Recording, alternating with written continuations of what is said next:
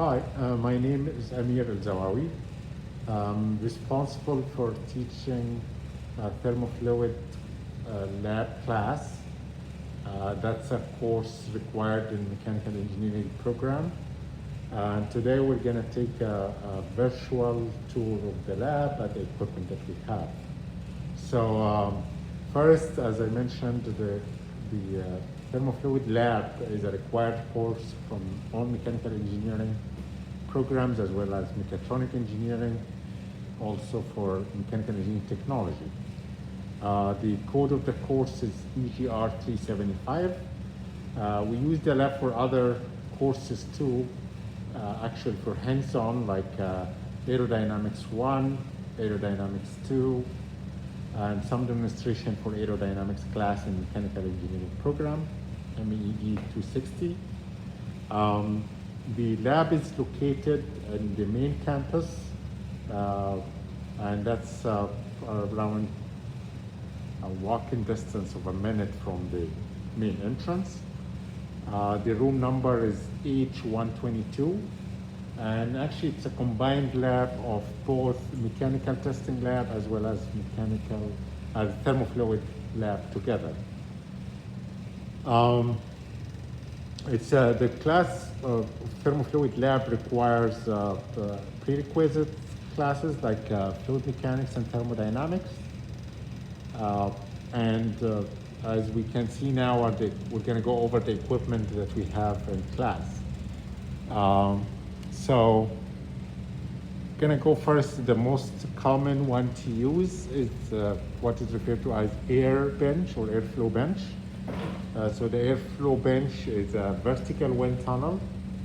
It's provided by GUNT, G-U-N-T. It's a German provider.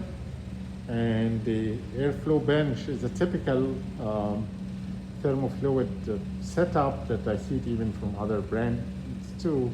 It's meant to actually have the modules that we can change where we have different experiments based on this similar bench. So the bench works as I mentioned, a vertical wind tunnel where you put the testing module right here, where the flow becomes a laminar flow. So it's controlled by the power dial here, which can increase or decrease the flow rate. It's also equipped with a 16-channel manometer for measurements. And the modules that we have with this experiment, one to test Bernoulli equation using pitched static tube. Second, here is aerodynamic drag experiment, where we actually measure the drag for 3 different objects or shapes. Cylindrical or circular cylinder is one, and we also have an airfoil as well as flat plate, where we actually can do the measurements for all 3 shapes. So this is, as I mentioned, is focused on drag experiment. So that's the actual airfoil that can be installed to actually replace the cylindrical, and we also have a flat plate. The third experiment is boundary layer flow, and that to investigate the boundary layer flow characteristics based on the speed and surface roughness as well. Okay, if we move on to another setup, we have here the hydro bench. And the hydro bench is also kind of a bench that will allow us to do multiple experiments. It's a portable, mobile, as you can see the wheels on the bottom, the tank in the bottom. It has an immersive pump which can push the flow over on the top to implement or conduct the experiment that you want to have. Right now we have a vortex generator experiment. We use it for demonstration more than an experimental work. So it's usually interesting to students to see and to also relate it to the equation that's normally taken in class of fluid mechanics. We also have other modules that we can put on the top. This is a Pelton wheel, where we can measure the characteristic of a Pelton wheel in terms of efficiency, performance, power output, and that's how we're going to use hydraulic power and transfer it into mechanical power in that case. The third experiment that I'm going over right now is a conduction experiment. So we have two setups. One is linear conduction, where we have one-dimensional heat transfer by conduction inside the bars. We do an investigation to different materials. So the one inside right now is brass material, and we can exchange it to stainless steel, and we also can exchange it to brass but a smaller cross-section area, so students actually can get the difference between the three different models. This is conduction in the radial direction. It's fixed inside, it's fully insulated. It's a small desk where the air is cooled on the outside and heated at the center. So students usually compare to this to the theoretical solution they have in one-dimensional radial case. The next setup is heat exchanger by air, where you can see here we have three different setups. Just a plain flat plate heated by either forced or free convection, and we reapply the same case based on a sink, which is a heat exchanger in the fence format. And we have a third type is given here. It's a pipe bundle, which we also can cool based on a free and forced convection, and we do comparison. So the focus really also, beside doing the comparison, understanding how to measure the characteristic of a heat exchanger in terms of Nusselt number, heat convection coefficients, and efficiency. The next equipment is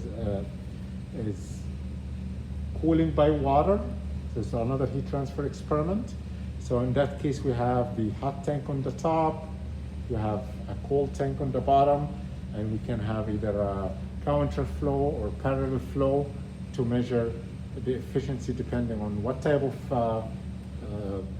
heat exchanger we're using. That's a pipe inside a pipe. This is separate plates with the flow parallel to each other, and we have multi-pipe case to be able to actually do the difference.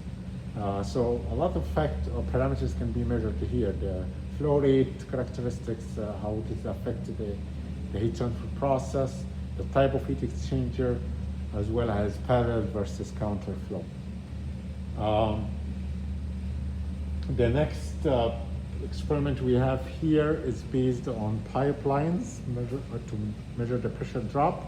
So you can see here we're focused on pressure drop due to diameter, due to valve connection in between, even a change of flow direction. As you can see here, we have a change based on a very sharp transition. You have a smoother transition, and you have even a gradual transition with around 45 or less than that of a degree, instead of the sharp 90-degree normal angle that we have. So this is basic characteristic of the flow. Here you can see also pressure drop due to orifice, and we can replace this by pressure drop in based on mainly to measure pressure across different cross-section areas, similar to Bernoulli equation that we had earlier. This is uses manometers also, as you can see. The lab is also equipped with wind tunnel. It's an educational wind tunnel. The flow can go up to 65 miles per hour. As you can see, we have inside it an airfoil where you can connect it and measure the pressure at every point. This is connection on the back, and it's actually digitally measured. You can measure the drag and lift. You also can, here you can see it's equipped with a lot of pressure channels and equipment to measure the weight of pressure and so on. In terms of safety of the lab, we make sure from the beginning of the course for the students to actually see and read the lab rule, which is right here. As you can see, I want to give you a good sense of the area. So above this wall, the room is also equipped. It's big enough to have area for the students to sit, and a board there with a projector on the top.